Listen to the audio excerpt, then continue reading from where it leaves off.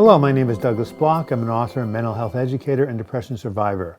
Welcome to your Depression Recovery channel, where each week we talk about practical tools and coping strategies for healing from depression and anxiety. The title of today's video is Bipolar Disorder, What Goes Up Must Come Down.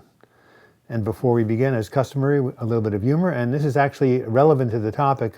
Many years ago, I was given a Christmas card by a client. I'll show it to you here. It's a picture of Santa Claus lying on the analyst's couch, and the title is, After One Session, Santa Finds Out He Has Bipolar Disorder. And Santa is saying, well, I love the North Pole, but I also love the South Pole. See, get it? Bipolar disorder. All right, so today's video is, as I said, bipolar disorder, what goes up must come down. I actually prefer the term manic depression. And I'd like to, that was the old term before bipolar disorder came along. It used to be called manic depressive illness. It is kind of an illness because the brain goes haywire. And I'll illustrate this with a story.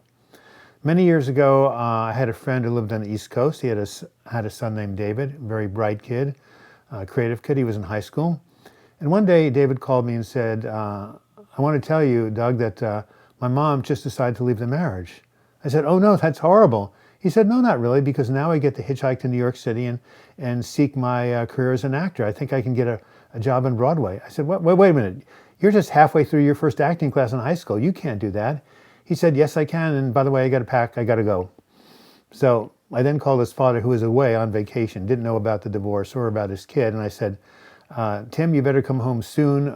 Right now, actually, take the next flight back home because your son has bipolar disorder. He said, what's that? I said, come home, you'll soon find out.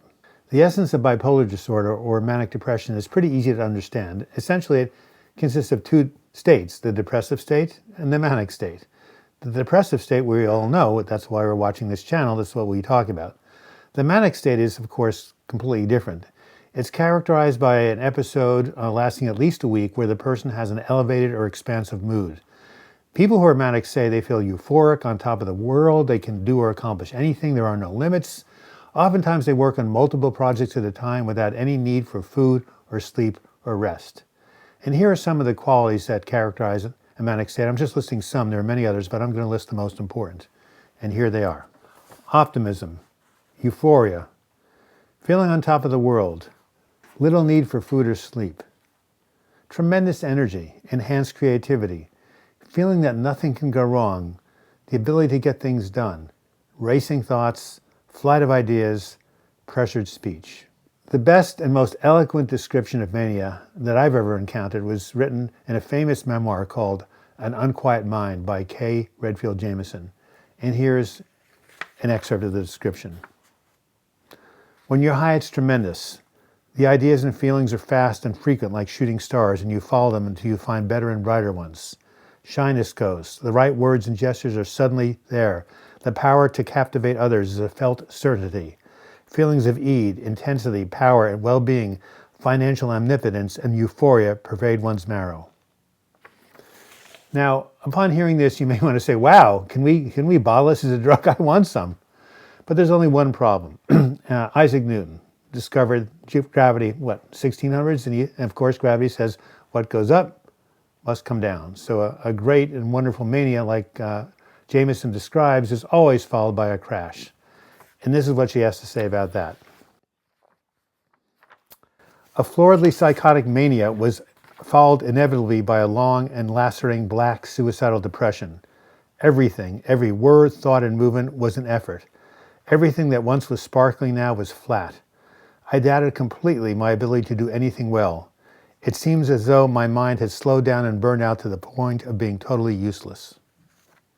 What I read seems pretty bad, doesn't it? But it gets even worse because when a person is manic, in addition to crashing, the person can become impulsive, have poor judgment, be delusional, and be grandiose. And this can wreak havoc on family, friends, the community, and the law. Let me give you an example, just one of many, but here's one. Many years ago in my support group, there was a lawyer, very smart, very bright, named, call him Dave, who was diagnosed with bipolar disorder. And for the first 6 months of the group, people were saying, what's he doing here? He seems quite normal and stable. Then one Monday, he comes in and he says this, Doug, the group, I have good news. I just went ahead and bought over the weekend 2 cars on at least 5. I said, you did what? He said, yeah, I bought 2 brand new cars on at least 5. What's wrong with that? I said, Dave, go back to the dealer and return every single one of those, lest it bankrupt you. That was an example of somebody being delusional, overspending, grandiose, and fortunately he did return the cars. A well-known myth that perfectly describes the manic depressive's fall from grace is the myth of Icarus. Icarus was the son of the Greek inventor Daedalus, who invented the labyrinth, and for a birthday present he was given wings of wax and feathers by his father. He really liked this and he was really enamored of it, so he flew higher and higher, and Daedalus said, no, remember, don't fly too close to the sun, but Icarus got higher and higher and higher, and finally he got so close to the sun that the sun melted the wax and he fell into the sea, obviously dying of the crash, but those wings are history, and down went Icarus. Although manic depression, which affects about 2 to 3 million people in America, is far less common than major depression, it maintains a high profile because of the many creative people who have suffered from it. Here's just a few of them. There's many, many of them, but I'm just going to read some of the highlights here. Edgar Allan Poe, Tennessee Williams, the playwright, Ezra Pound, the poet, Vincent van Gogh, Alfred Tennyson, Cole Porter. In recent times, celebrities such as Abby Hoffman, columnist Art Buchwald, actress Patty Duke, actress Margot Kidder, and CNN's Ted Turner have been similarly affected. In fact, in her book, Touch with Fire, Manic Depressive Illness and the Artistic Temperament, Kay Redfield Jamison argues that one of the reasons that manic depression is stated in the human gene pool is because it endows a special kind of creativity on the human species. And from those names and others, you may think that that has some validity. Fortunately, although manic depression is a very serious disorder, it is also highly treatable. How is that, you may ask? Well, I'm going to answer that question in my very next video called Balancing Extremes, How to Treat Bipolar Disorder. In the meantime, this has been Douglas Bloch. Thank you for watching this video. I hope you learned something from it. If you enjoyed it, please give it a like. If you want to leave your comments, please do so in the comments section. I always enjoy them. I read all of them and respond. Or you can email me, douglasbloch@gmail.com.